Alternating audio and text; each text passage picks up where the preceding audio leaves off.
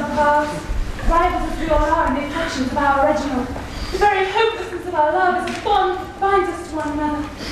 Jealousy is merged in misery, while he, the very senator of our eyes and hearts, remains icy, insensible.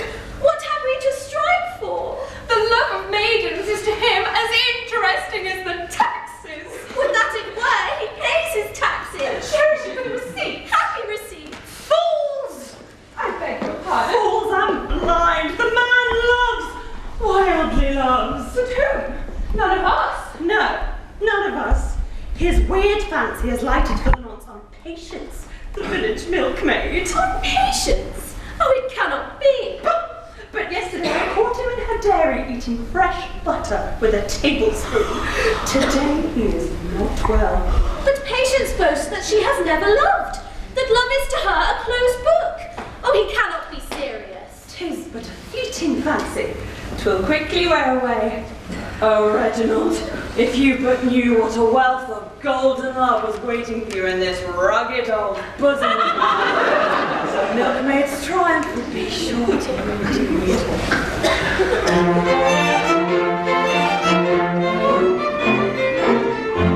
Still brooding on their hard infatuation.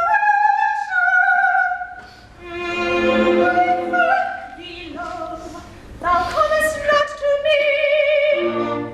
For happier, free from that ministration, than dukes and duchesses who love can be. 'Tis Patience, happy girl, loved by a poet. Your pardon, ladies, I intrude upon you. Pretty child of people, is it true that you have never loved? Most true indeed, most marvelous, and most deplorable.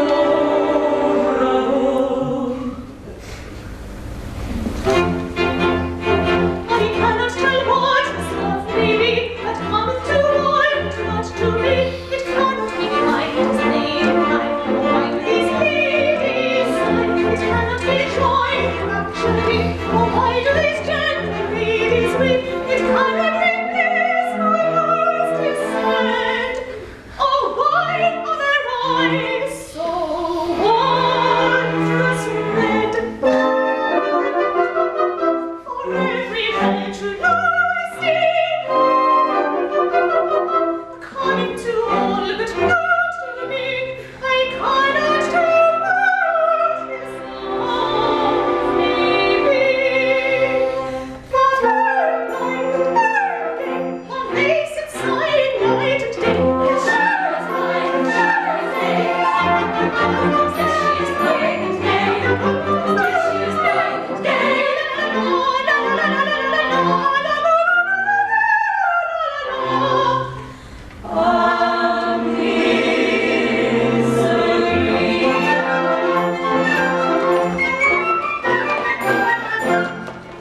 Love is a fine should of it, who could she harm and foster it? If love is a weakness, rather it be my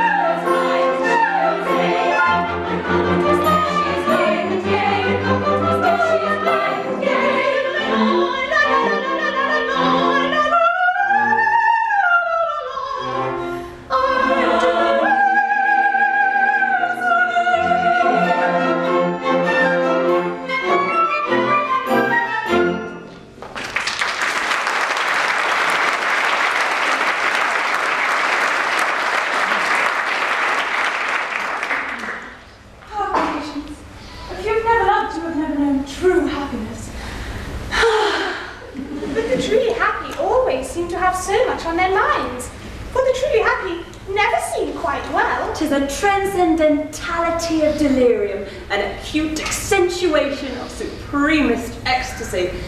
That's the more earthy might easily mistake for indigestion. But it is not indigestion, it is aesthetic transfiguration. Enough of babble. Come. But stay! I have some news for you. The 35th Dragoon Guard have halted in the village and are on their way, even now, to this very spot. The 35th Dragoon Guards. They are fleshy men, full of habit. We care nothing for Dragoon Guards. But bless me, you were all engaged to them a year ago. A year ago. Oh, my dear child, you don't understand these things. A year ago, they were very well in our eyes, but our tastes have been etherealized, our perceptions exalted. Come, it is time to lift up our voices in morning carol to our Reginald. Let us to his door.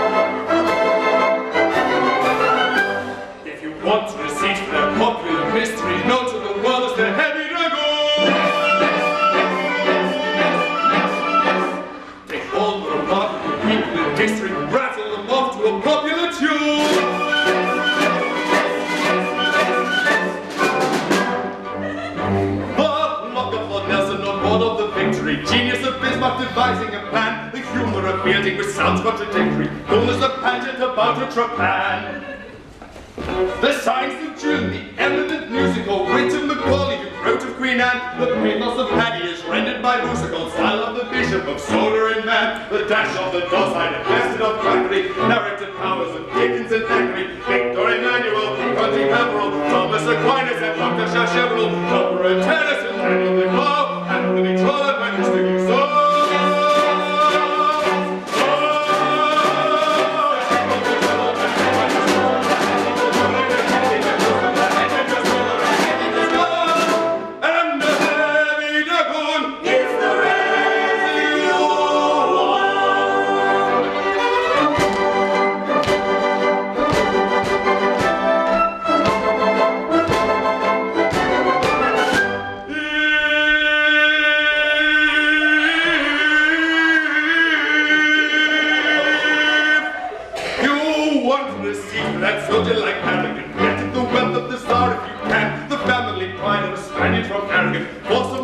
Pronouncing a ban. A smack of Lord Walford, reckless and rolling, the swagger of Roderick, heading his clan, the keen penetration of Paddington Pollock, Grissom and Honest, one in a man, the genius saturating of Caesar or Hannibal, skill of Sargonneton, brashing a cannibal, flavor of Hamlet, the stranger attachment, little of Manfred, but not very much of it, little of Burlington, Huntington Show, Mr. McCullough, and Hamilton Sir.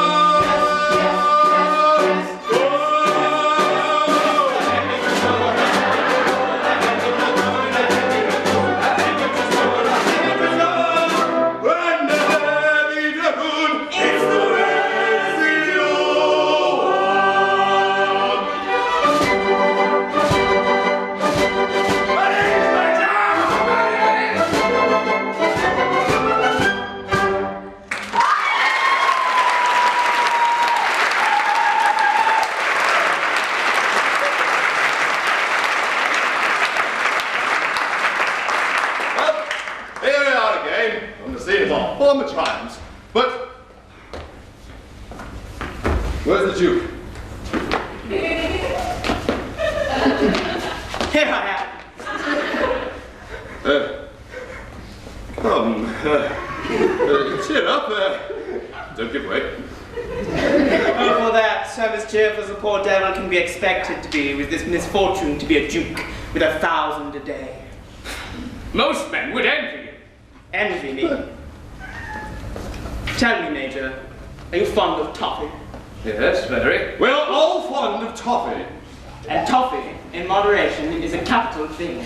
But to live on toffee, toffee for breakfast, toffee for dinner, toffee for dinner, I suppose that you can't have anything but toffee. If you can consider yourself insulted, if anything but toffee were offered you, how would you like that?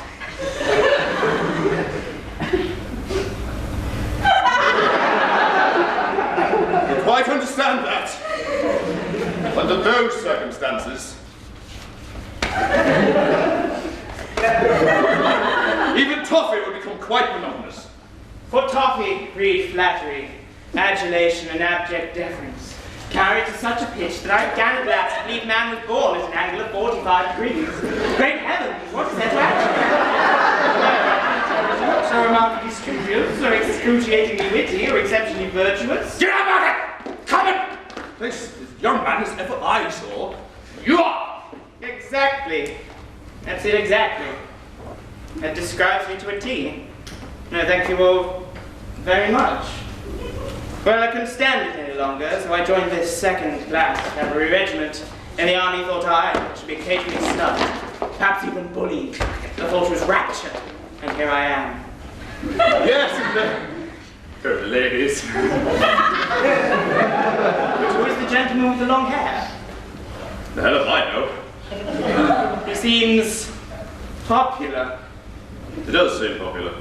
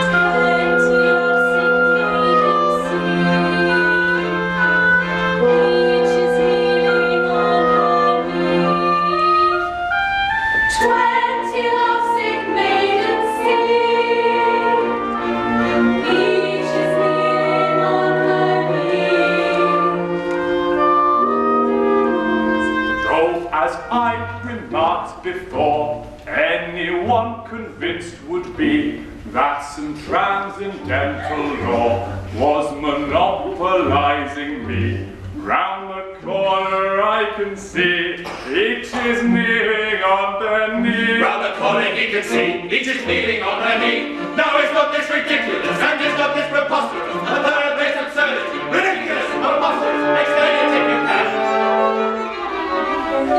Now is not this ridiculous, and is not this preposterous, a third-rate absurdity, explain it if you can. Instead of rushing eagerly to cherish us and Boston, the old bird is then enjoying victory every man. Instead of sunny beauty, passing on some tears, rushing at us, blushing at us, flirting with no man. Don't you want me staring at us, staring at us, jeering? Really something dreaming for a beauty every man. Don't you want me staring at us, staring at us, jeering? Really something dreaming for a beauty every man. So it's not this ridiculous and it's not this preposterous. The old bird is then victory every man. Now it's not this ridiculous and it's not this preposterous. The old bird is then everybody lives a sweet. Now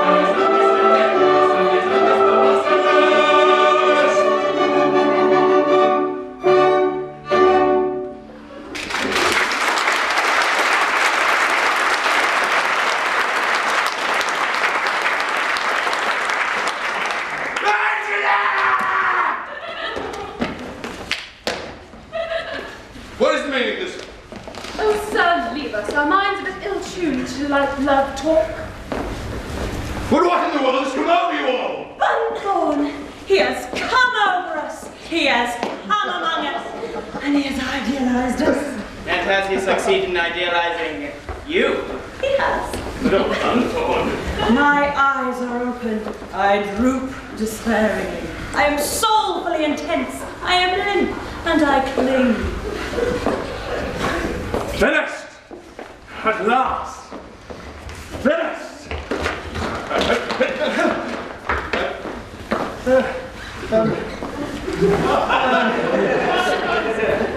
Are you better now?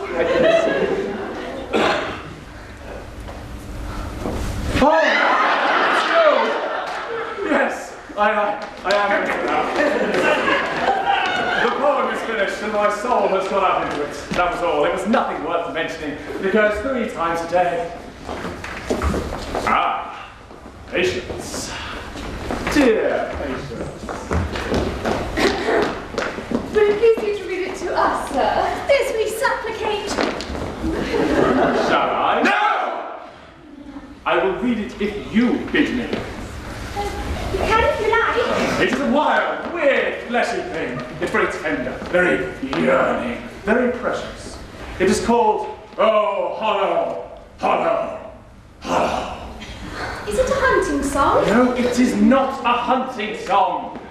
It is the wail of the poet's heart upon discovering that everything is commonplace. To understand it, cling passionately to one another and think of faint lilies. Oh, hollow, hollow, hollow.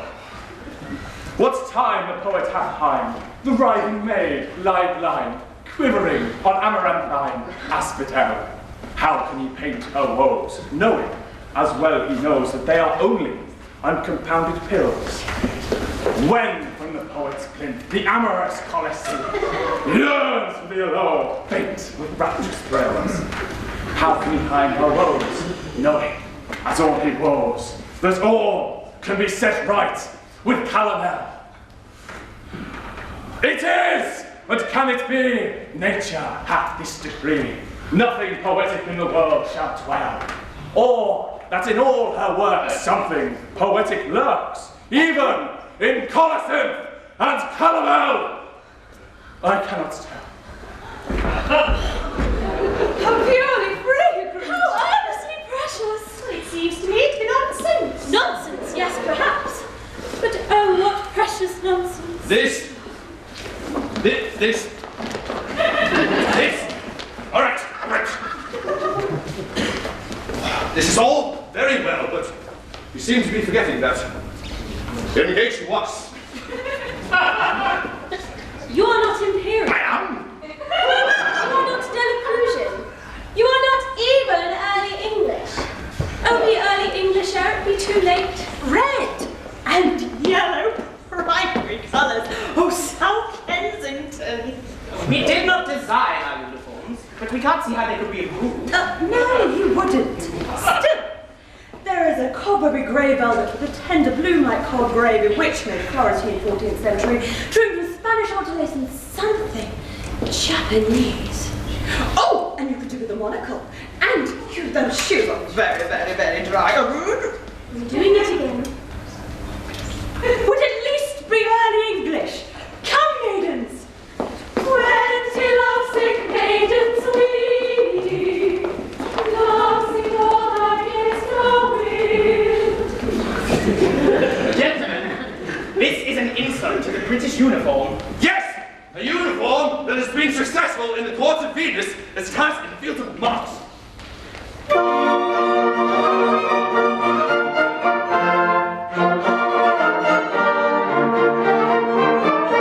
When I first put this uniform on, I said as I looked in the glass, it's 1 to 1,000,000 that any civilian my figure and form will surpass. Go lace of the charm of the fair, and have plenty of pattern to spare. But a lover's professions were not, and hestians are eloquent everywhere.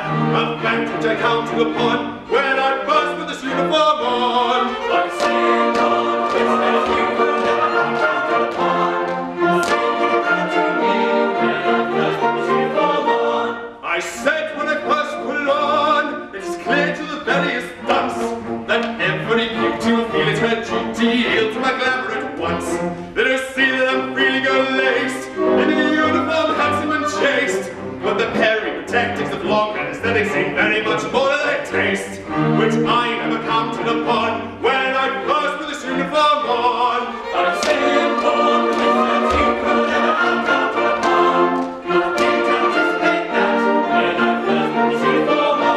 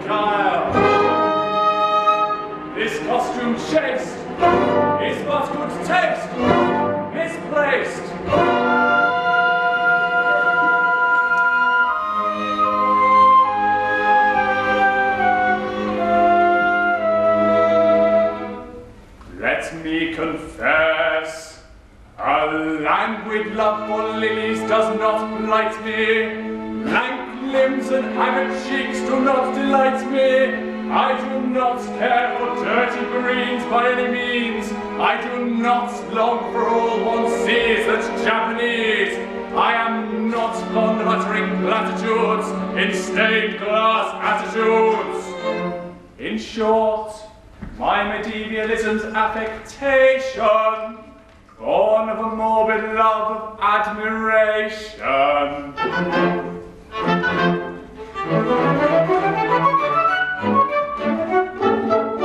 If you're anxious for to shine in the high aesthetic line as a man of culture rare, you must get up all the germs of the transcendental terms and plant them everywhere. You must lie upon the basis and discourse some novel phrases of your complicated state of mind. The meaning doesn't matter if it's only idle chatter in a transcendental.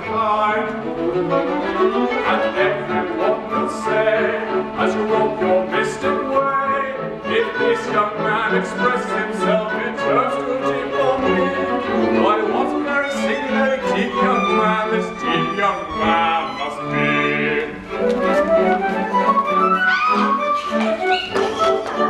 Be phrase of the very dull old days which have long since passed away. And convince him if you can that the reign of good Queen Anne was culture's palmiest day. Oh, of course you must pooh-pooh whatever's fresh and new, and declare it's crude and mean. For art stopped short in the cultivated court of the Empress Josephine.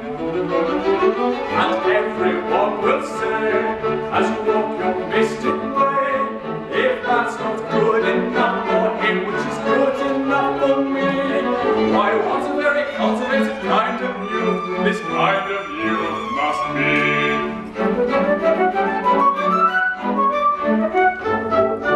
Then the sentimental passion for a vegetable fashion must excite your languid spleen. An Italian a la Plato for a bashful potato, or a not too French bean. Though the Philistines may jostle, you will rank as an apostle in the high aesthetic band. If you walk down Piccadilly with a poppy or a lily in your medieval hand.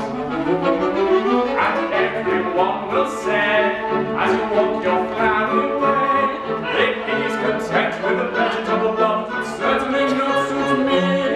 Why, what a most particularly pure young man this pure young man must be.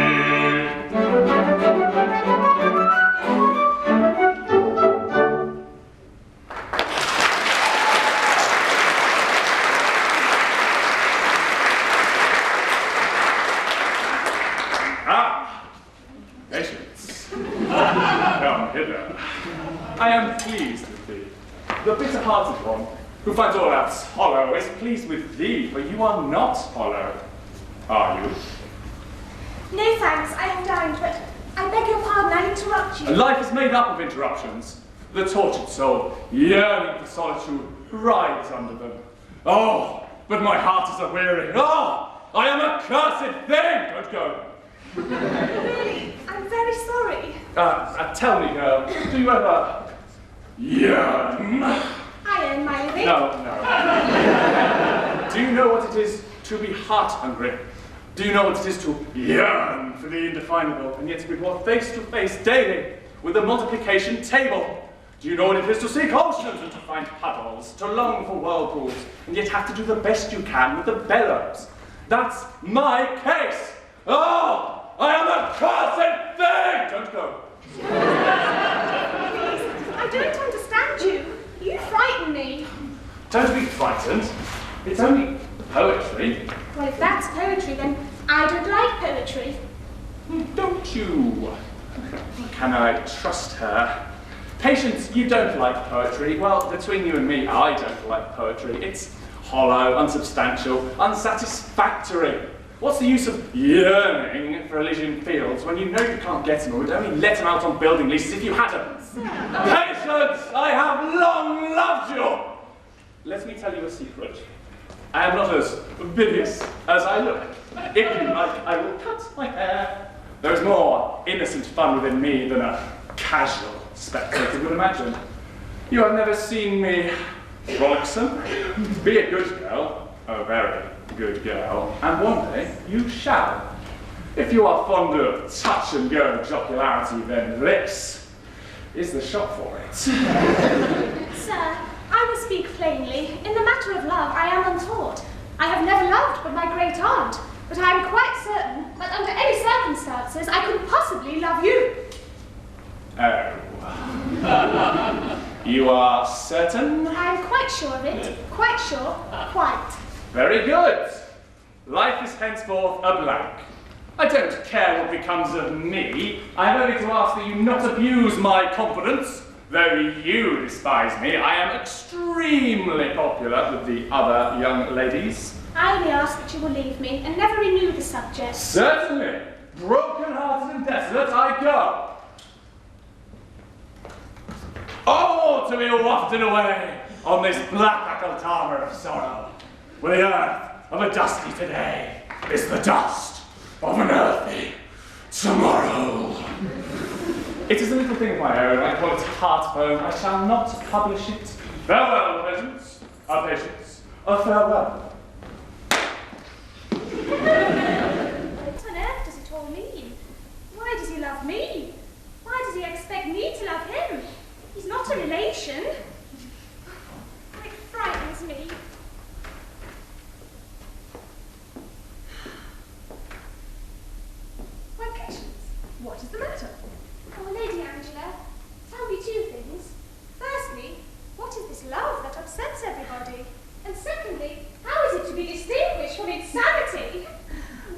blind child.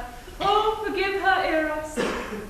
Why, love is of all passions the most essential. It is the embodiment of purity, the abstraction of refinement. It is the one unselfish emotion in this whirlpool of grasping greed. Oh dear, oh. But why are you crying? To think that I have lived all these years without experiencing this ennobling and unselfish passion. Why, what a wicked girl I must be! For it is unselfish, isn't it? Absolutely. Love that is tainted with selfishness is no love. Oh, try to love. It really isn't that difficult if you give your whole mind to it. I'll set about it at once. I shan't go to bed until I'm head over ears in love with somebody. Noble girl. Is it possible that you've never loved anybody? Yes, one. Ah, whom? My great aunt. Great aunts don't count. Well, then there's nobody. At least, no, nobody. Not since I was a baby, but that doesn't count, I suppose. I don't know. Tell me about it.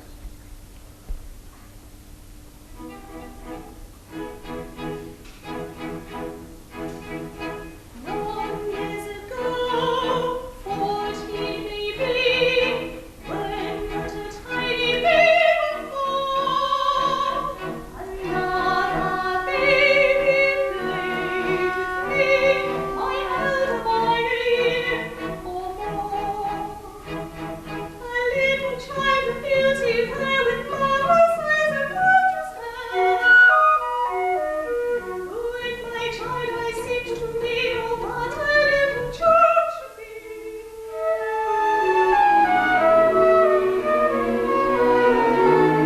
Oh, we loved that child and I, our pure all baby joy. And by the birth he was alone. Old tale of Cupid's touch. I thought as much. He was a little boy. Pray don't misconstrue what I say. Remember, pray. He was a no doubt, in spite of all your pains, the interesting fact remains, he was nothing to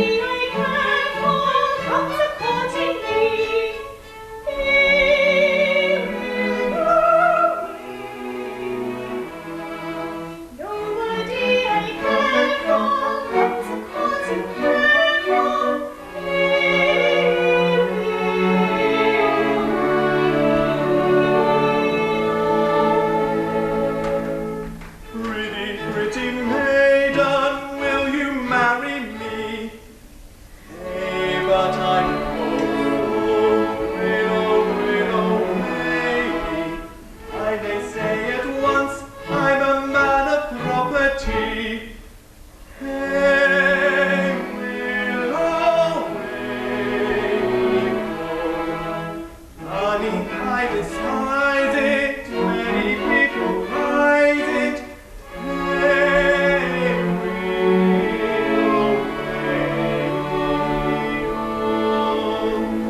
Gentle sorrow good to marry I design.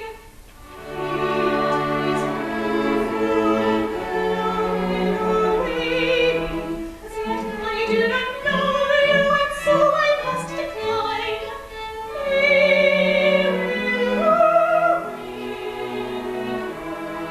To other maidens go you, as yet I do not know you.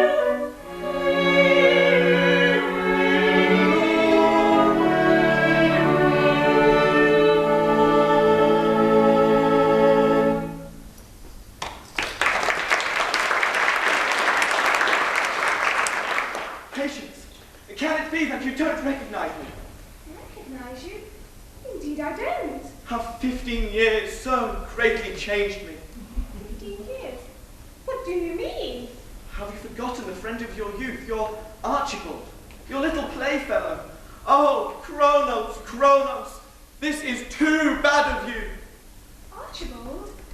Is it possible? Why, let me look. It must be. Oh, happy I am. I thought that we should never meet again. And how you've grown. Yes, Patience. I am much taller and much stouter than I was. And how you've improved. Yes, Patience. I am very beautiful. But surely that doesn't make you unhappy. Yes, Patience, gifted as I am with beauty which probably has not its rival on earth, I am, nevertheless, utterly and completely miserable. Oh, but why? My child love for you has never faded. Conceive then the horror at my situation when I tell you it is my hideous destiny to be madly loved at first sight by every woman I come across. Then why make yourself so picturesque? Why not disguise yourself, disfigure yourself, anything to escape this persecution? No, Patience, that may not be. These gifts, irksome as they are, were given to me for the enjoyment and delectation of my fellow creatures. I am a trustee for beauty, and it is my duty to ensure the conditions of my trust are faithfully discharged. And you too are a poet? Yes, Patience. I am the apostle of simplicity. And is it possible that you condescend to love such a girl as I? Yes, Patience, is it not strange? I have loved you with a Florentine 14th century frenzy for full 15 years. Oh, marvellous! I have hitherto been deaf to the voice of love. I seem now to know what love is. It has been revealed to me. It is Archibald Grosvenor. Yes, Patience, it is. We shall never ever part. We shall live and die together. I swear it. We both swear it. But oh, horror! What's the matter? Why, you are perfection. A source of endless ecstasy to all who know you. I know I am. Well, Then, bless my heart, there can be nothing unselfish in loving you. Merciful powers, I never thought of that. To monopolize those features on which all women love to linger, it would be unpardonable. Why, so it would. Oh, fatal perfection, once again you interpose between me and my happiness. Oh, if you were but a thought less beautiful than you are. Would that I were, but candour compels me to admit that I'm not. Then our duty is clear. We must part, and forever. Oh, misery. And yet, I cannot question the propriety of your decision. Farewell, Patience. Farewell, dear Archibald. But stay! Yes, Patience. Although I may not love you, for you are perfection, there is nothing to prevent your loving me. I am plain, homely, unattractive. Why, that's true. Loving such a man as you, for such a girl as I, must be unselfish. Unselfishness itself. Though to marry you would very selfish be. But I'm told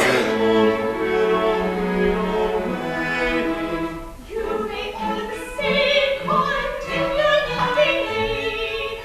they will away.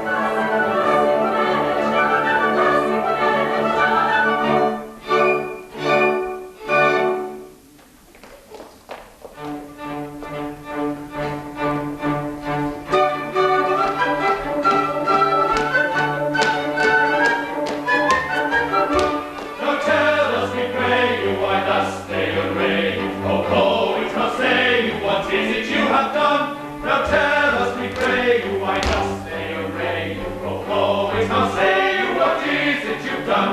Oh, poets, how say you, what is it you've done? For right sacrificial and sentence judicial, it seems the initial, and why don't you run? They cannot have led you to hang or behead you, nor made it forward, you unfortunate one. Now tell us, we pray you, why thus they obey you. Oh, poets, how say you, what is it you've done?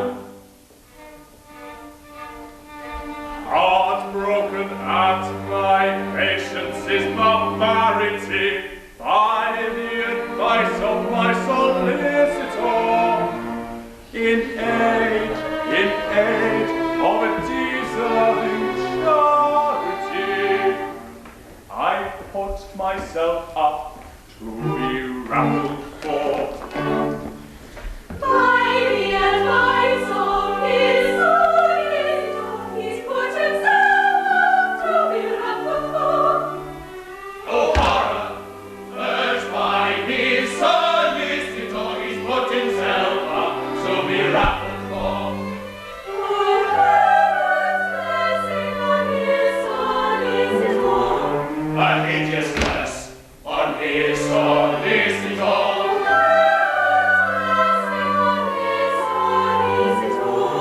A hideous curse on his solicitor. A blessing A curse, on his a curse on his solicitor. Stay before you, before the hopes are brighted. You see before you the men to whom you're plighted. Stay before you, to us you're plighted, to be united. Stay, we implore you. Your maiden hearts do not steal, for pity's eloquent appeal. Though under British soldiers feel, sigh, sigh, oh sigh. From and sting, you rarely see a British soldier bend the knee. Yet one and all they kneel to thee. Kneel, kneel, oh kneel. Our soldiers very seldom cry, and yet I need not tell you why. The tears of Jews each marshal I weep, weep, oh weep. Our soldiers very seldom cry, and yet they need not tell us why. The tears of Jews each marshal I Weep, weep,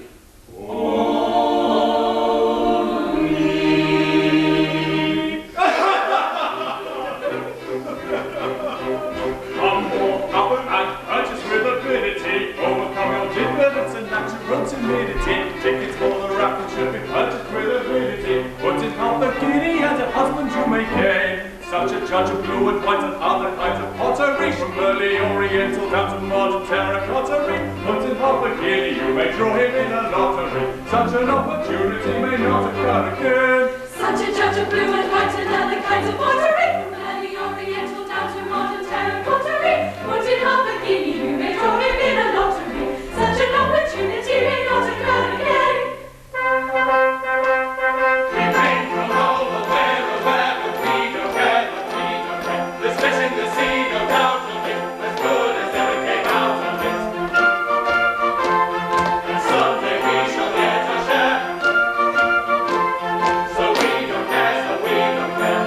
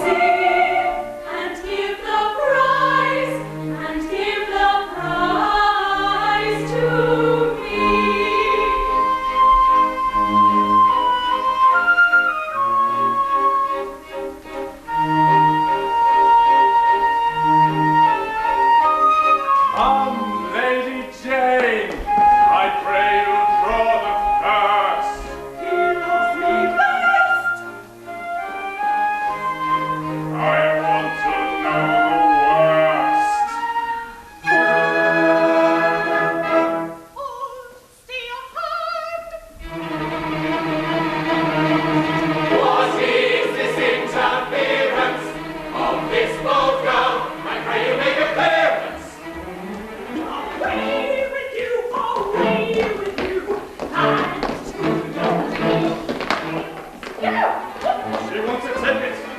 Take it down to her.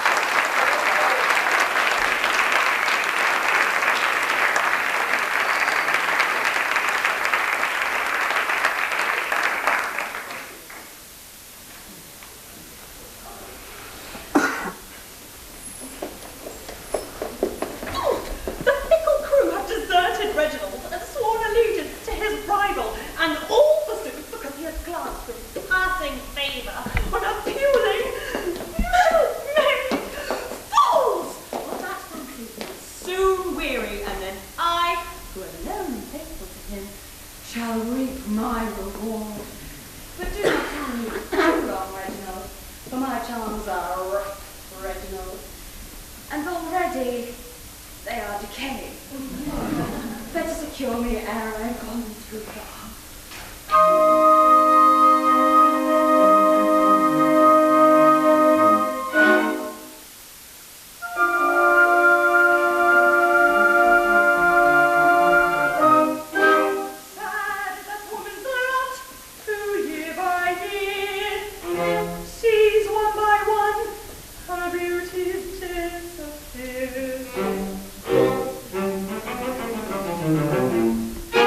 When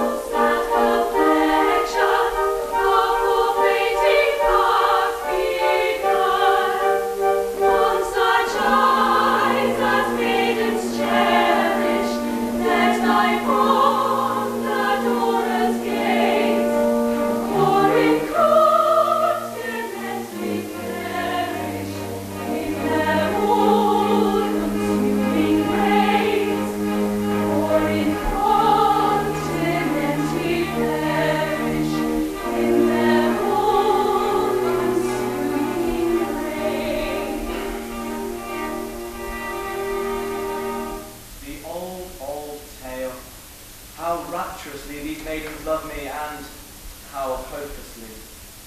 Oh, patience, patience. With the love of thee in my heart, what have I for these poor mad maidens? What an unvalued pity. They shall die of hopeless love for me, as I shall die of hopeless love for thee. Will you please read to us, sir? Yes, child, if you will. What shall I read? One of your own poems. One of my own poems. Better not, my child. They will not cure thee of thy love. Mr. Buckhorn used to read us a poem of his own every day, and to do him justice, he read them extremely well. Oh, did he so? Well, who am I that I should take it upon myself to withhold my gifts from you? What am I but a trustee? Here is a decollete, a simple thing. A very daisy, a babe might understand it. To appreciate it, it is not necessary to think of anything at all. Let us think of nothing at all.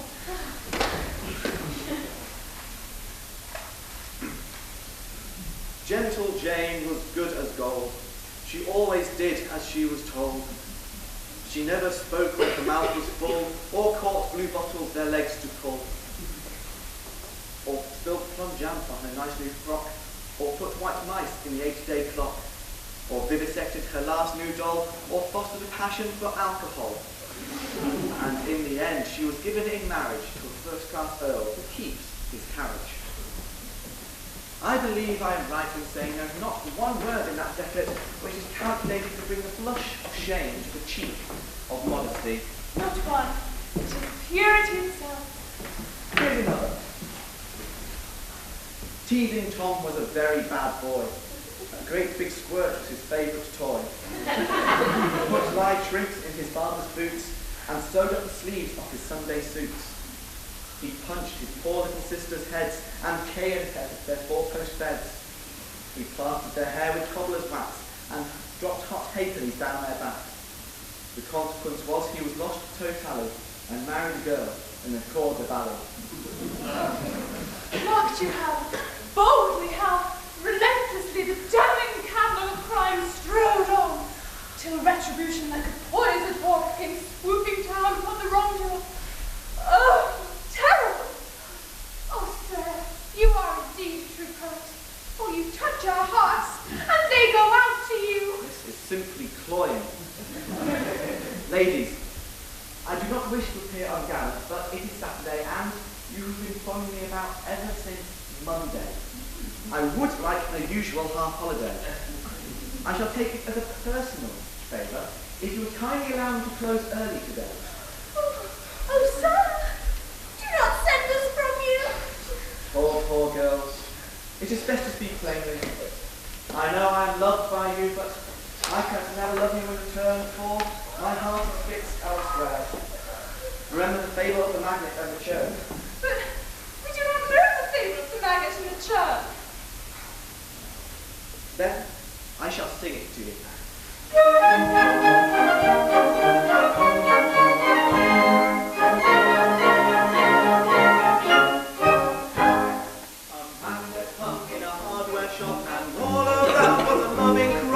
Scissors and needles, nails and knives, offering love for all their lives. But for either magnets of the wind,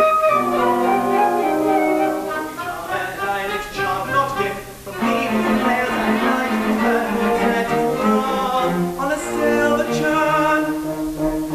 A silver churn. A silver churn. It was magnetic, very aesthetic, fancy took its turn.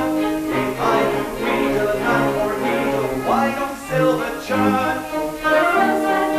Very magnetic, fancy took its turn.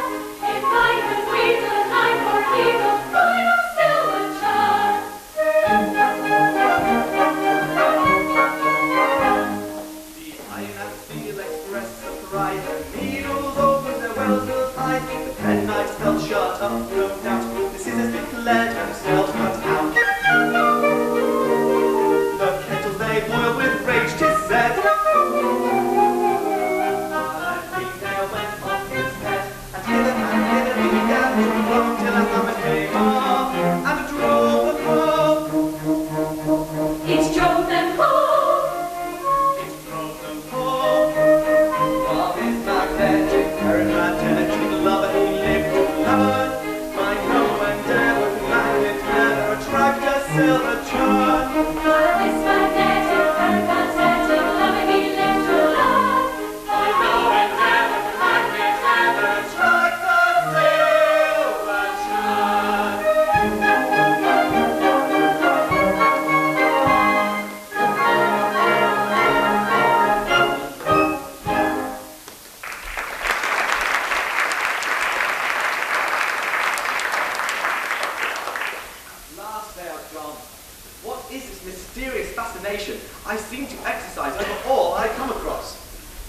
A curse on my fatal beauty, for I am sick of conquest. Archibald, Patience. I escaped the difficulty from my Reginald. I wanted to see you so much, but I might ask if you still love me as fondly as ever. It's the devotion of a lifetime. Oh! And hand me or I scream! If you are a gentleman, pray remember that I am lovers. You love me, don't you? Madly, hopelessly, despairingly. That's right. I can never be yours, but that's right. And you love this bumthorn?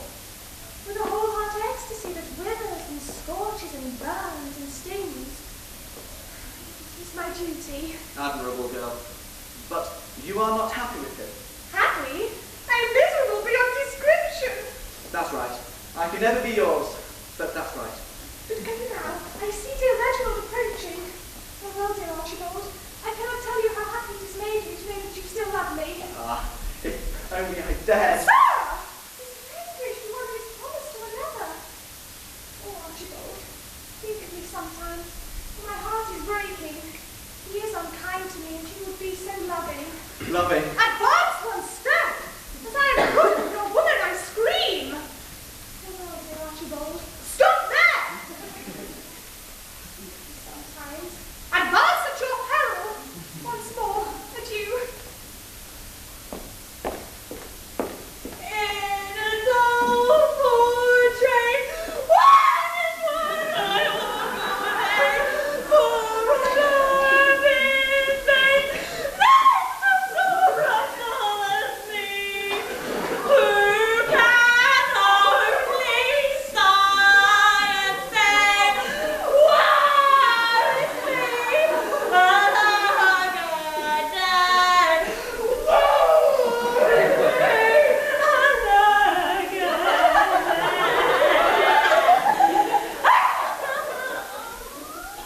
Crying, eh? What are you crying about? I've only been thinking how dearly I love you. Love me? Bah! Love him! What? Don't you interfere! Always precious me. What is the matter, dear Reginald?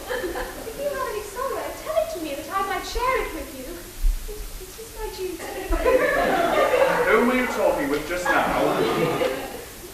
Dear Archibald. With dear Archibald! Upon my honour, this is too much. Great deal too much. Do be quiet! I think he's the noblest or purest, most perfect being I have ever met. But I don't love him. It is true that he is devotedly attached to me, but I don't love him. When he grows affectionate, I scream. It is my duty. I dare say. So do I dare say. Why, how could I love him and love you too? You can't love two people at once. Oh, can't you though? No, I only wish you could. I don't believe you know what love is. Yes, I do. There was a happy time when I didn't. But a bitter experience has taught me.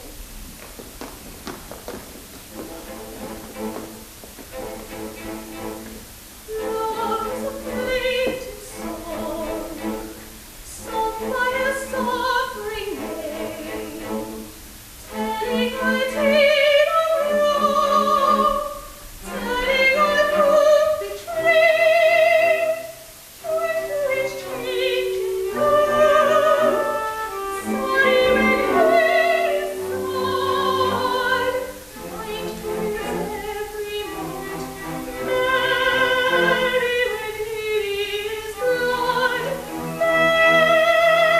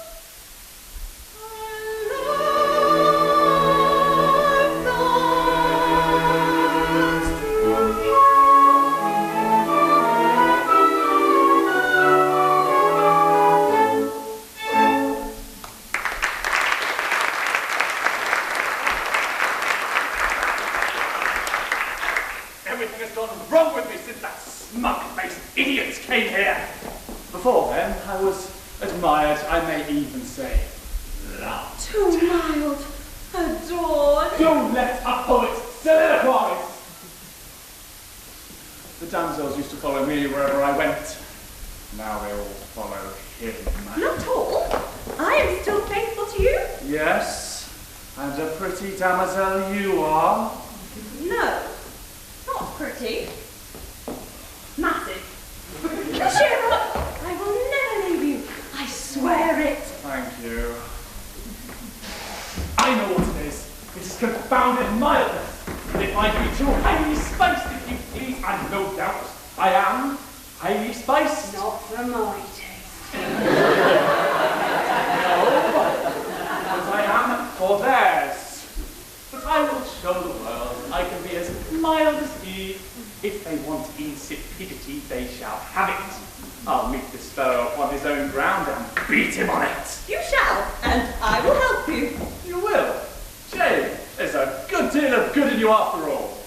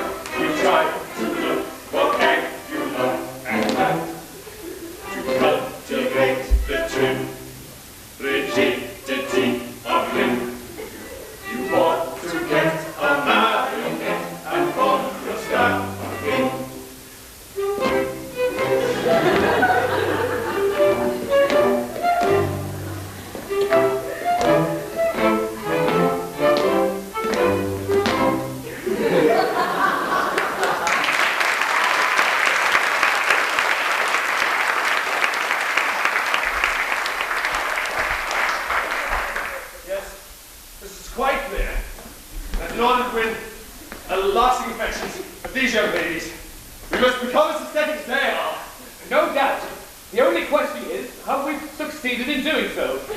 I've got the feeling that we're not quite right. No, I don't like it. I never did. I don't see what it means. I do it, but I don't like it. My good friend, the question is not whether we like it, but whether they do. They understand these things, and we don't. Now, I shall not be surprised if this were effective enough at a distance. I can't help but we're a little stiff at it. It'll be extremely awkward if we were struck so. I did not think we would be struck so. Perhaps a little awkward at first, but everything must have its beginning. Oh, here they come! And John! Oh, Sophia, see. The immortal fire has descended upon them. They are of the inner brotherhood, respectively intense and consummately utter. How Botticellian! How fra-Angelican! Oh, Art, we thank thee for this boon. I'm afraid we're not quite right. Not supremely, perhaps, but oh so all but. Oh, Sophia, they're not quite too all but. Yes, they are indeed jolly utter. I wonder if the inner brother recommended for cramp. Ladies, we will not deceive you. We are doing this at some personal inconvenience, with a view to expressing the extremity of our devotion to you. We trust that this is not enough today.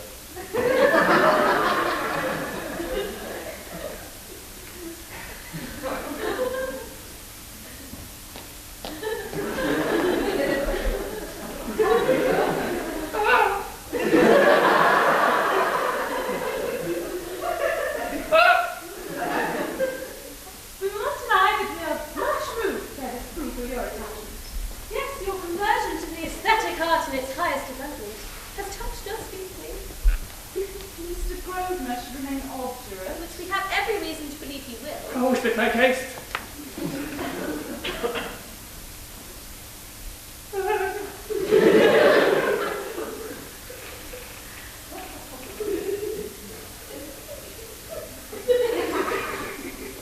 We're not prepared to say that our young hearts will not go out to you. By section of 3, rapture! Oh, it is good. For within it is admirable. But the only question is, who will take who?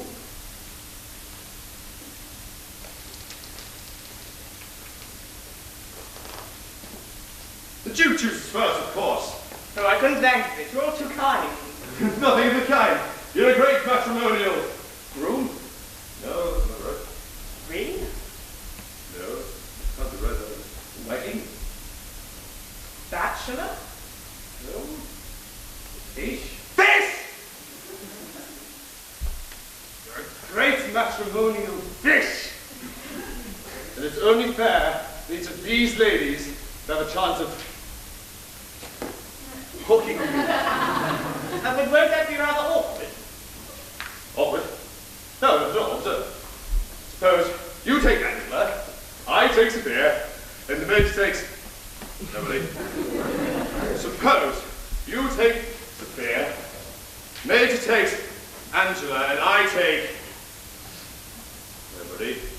Suppose you take nobody. I take Angela, and the maid takes Sophia. It's as clear as day. Capital, the very thing.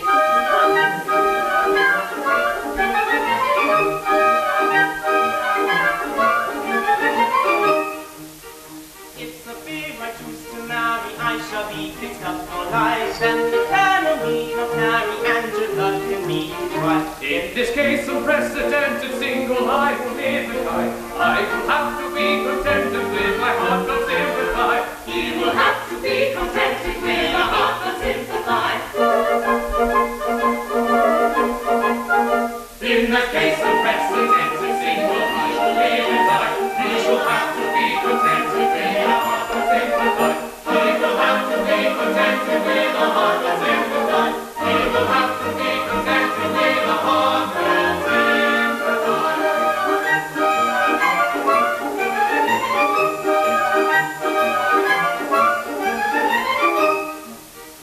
If on Angie I determine at my wedding shall appear, decked in diamond and ermine major, then King Prince appeared. In the case of precedent and single, I shall live and die. I shall have to be contented with the heart that sympathize. He will have to be contented with a heart that sympathize. In that case of precedent and single, we shall live and die. I shall have to be contented with a heart that sympathize. I shall have to be contented with a heart that sympathize. I shall have to be contented with a heart that sympathize.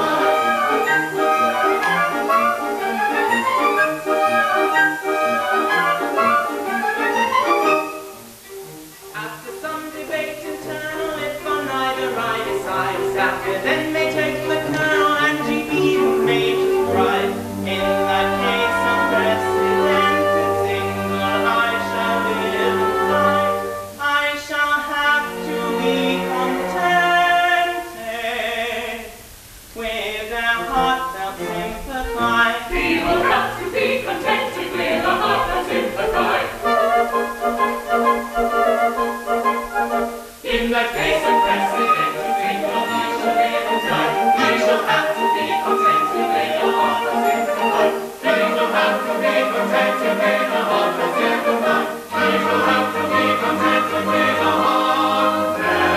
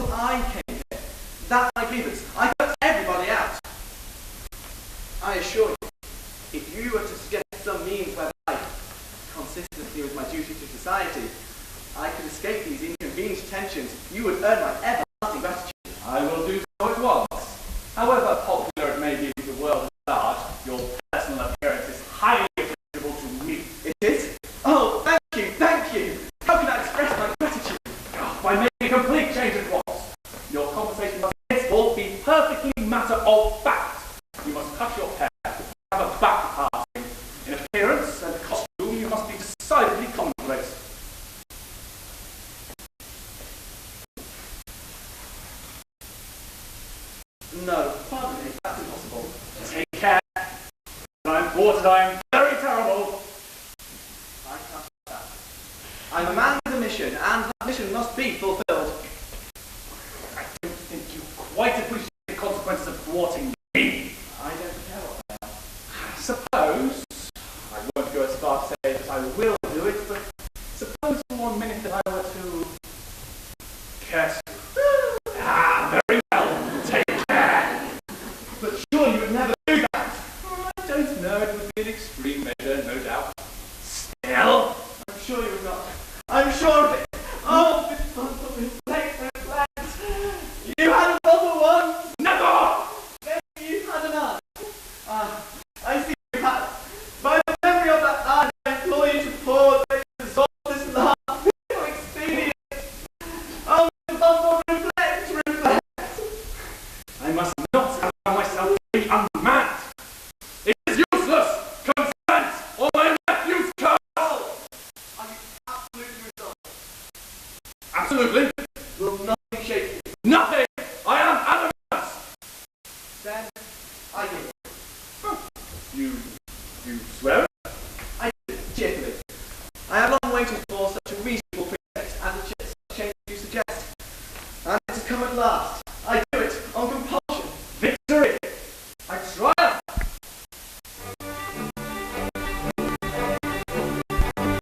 When I go out the door, look down myself the score, all sighing and burning and clinging and yearning will follow me as before. I shall with conscious taste distinguish gems of face, that hide the raggers and in life renunciate. A multi-tension man, soul like a man, I'm not sure when it goes to forest and you'll have the way of man. See me if you can. Come from me, a man. Next time with this in the pipe and I'm the black and tan. Means the burden. One Monday pops. Who's fond of his dinner and doesn't get dinner on bottle beer and chops. A conversation man, a matter of fact young man, a steady study going back holiday every day young man, a Japanese young man, a blue and white young man, as a skinny himiny, je ne sais quoi young man, Chancy leg young man. Sunset house young man. A very gentle and respectful company boss young man. a paladin thin young man, a haggard and lank young man, a greenery young man, a gathering close in the grave young man. Young man, Howard and James young man, a pushing young classical one out of blue house young man. See me if you can, cross the front young man, a respectful out the way young man. See me if you can, a front young man, a respectful out the way young man.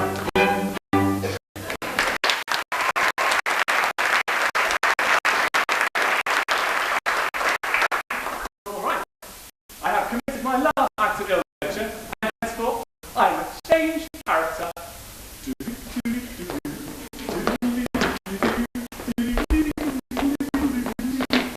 Reginald?